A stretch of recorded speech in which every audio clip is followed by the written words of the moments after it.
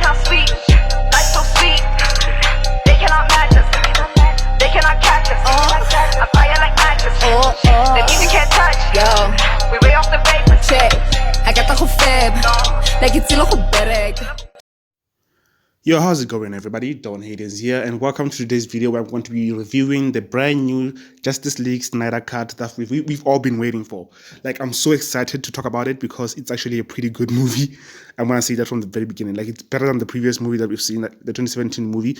And I'm going to try to talk about the movie without giving any spoilers because I want you guys to see it for yourselves and enjoy it the way that I did.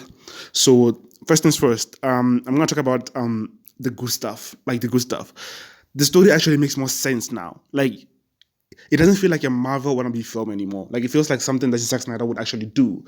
It's pretty dark, yes, and the color tone, the colors are actually dark too. Like, it's not lighthearted like the previous one, but that actually works because it goes well with the story that Zack Snyder was trying to tell, and I actually love it. And every member of the League actually gets to shine. Like, Cyborg gets to shine, Wonder Woman gets to shine. The Flash is actually pretty well explored as a character in this movie. We see like his full backstory. Same goes for like Cyborg, and it actually works. Like, I'm excited for this movie.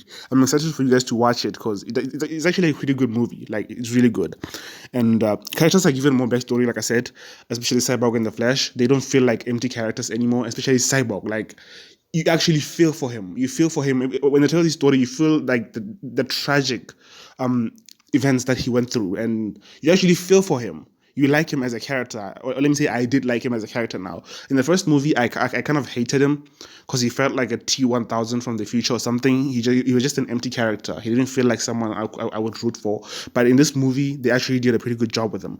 Like, I actually like his character. I would say he's like my second favorite character in this movie. Like, with my first being the Flash. Like, I love the Flash. He's just my favorite DC character. And I actually want to talk about the plot itself. Like, it doesn't feel rushed like it did in the first movie, like the 2017 movie. Because that movie felt rushed. It felt like they just wanted to make a Justice League movie for the sake of making a Justice League movie.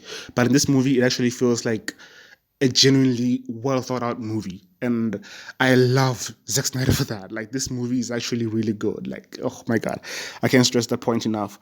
And Steppenwolf actually makes more sense as a villain. He doesn't feel like a CGI monster that wants to destroy the whole planet for no reason.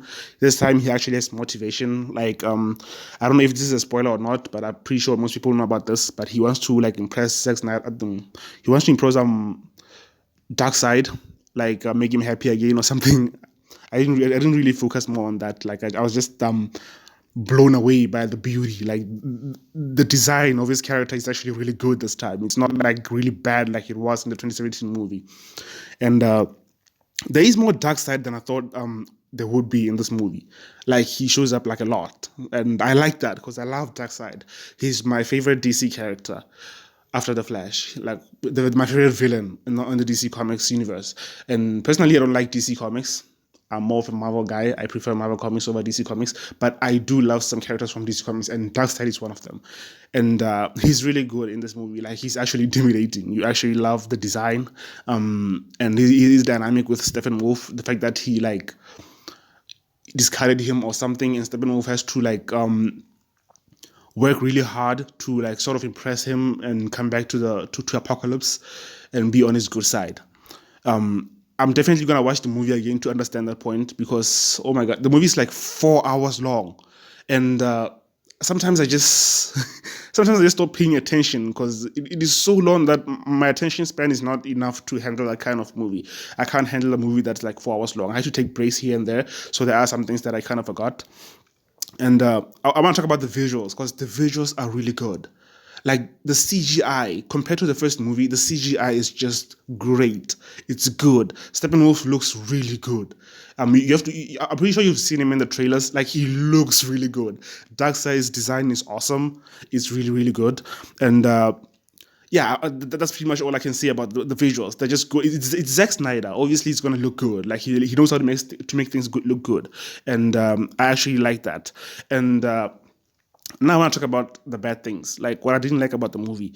The fact that it's too long kind of bothers me because my attention span is not enough to watch a 4-hour long movie. Like I said, I had to take a break every hour. Yes, I took a break every hour because I just couldn't watch the whole movie for like 4 hours straight. That's not how I was built. But if you don't mind watching a 4-hour long movie, then this movie is really for you. It's really good. You're going to enjoy it, I'm pretty sure. And the second point I want to raise is that I don't think it would have worked as a theatrical release in 2017.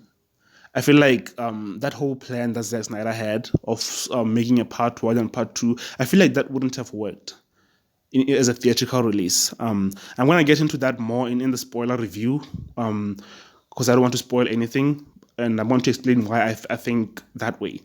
And it works as it is on HBO Max because you watch the whole thing at a go, but I don't think as a theatrical release it would work. And I'm going to go into that in my spoiler review. And I want to say this as the last point, the last bad thing I want to say about this movie. It's not really about the movie itself. It's just about the first movie. Like, the first movie ruins everything. Like, every time when I was watching the movie and I saw something that happened in the 2017 movie, I was like, yep, that's not how it happened in the first movie. You know, so you keep comparing these two movies like the whole time, and sometimes it takes you out of the movie because you keep remembering the old movie, which was really horrible. And that's not really a bad thing about this movie particularly. It's just that it just reminded me of a horrible movie that I've seen before. It makes me ask myself, like, why did they release that first movie the way that it was? It makes me question everything. Like, this movie is so good that when you think about the first 2017 movie, you just get pissed off. That's how I felt the whole time. I felt pissed off. Like, why would they remove so much from this movie? Why would they make it feel so cheap in 2017? They could have just released this. I would have been less mad compared to how I was when I saw the 2017 movie, because this movie is really good and I actually really like it. With all that being said, I don't want to spoil anything. Like I said, I'm going to do a spoiler review soon, and I'm going to post it on my Patreon. I don't want to release it here because, yeah, this is where I post free stuff. I know I'm still a small YouTuber, but I'm trying to make money too, guys. And I currently have 2 Patreons, and yeah, they actually help me out. So with all that being said, I would like to give my rating. The old movie, I actually rated it 2 out of 10. If you're looking for the review, it's not on this channel because this channel is pretty new, but I rated it 2 out of 10, and I still stand by that. It's still 2 out of 10. I hate the 2017 version of this movie. It sucked. But the new movie, it's getting a rating of 8 out of 10. It's really good. You have to see it. And the question is, do you have to watch it? Should you watch it? Yes, you should. It's really good. And I think we should watch it because it deserves it. You know, it's so much better than what we got in 2017. And I'm excited for you guys to see it because it's really good. And yeah, with all that being said, I would like to say thank you. Like I said, I want to do a spoiler review. And yeah, thank you for watching this video, and we'll see you guys next time. Go and watch the Snyder Cut, and hopefully you will enjoy it as much as I did, or even though it's like 4 hours long. I hope you can watch a 4 hours long movie without losing concentration like I did. So thank you for watching this video, and I really appreciate it. I will see you guys in the spoiler review. Don Hayden's out.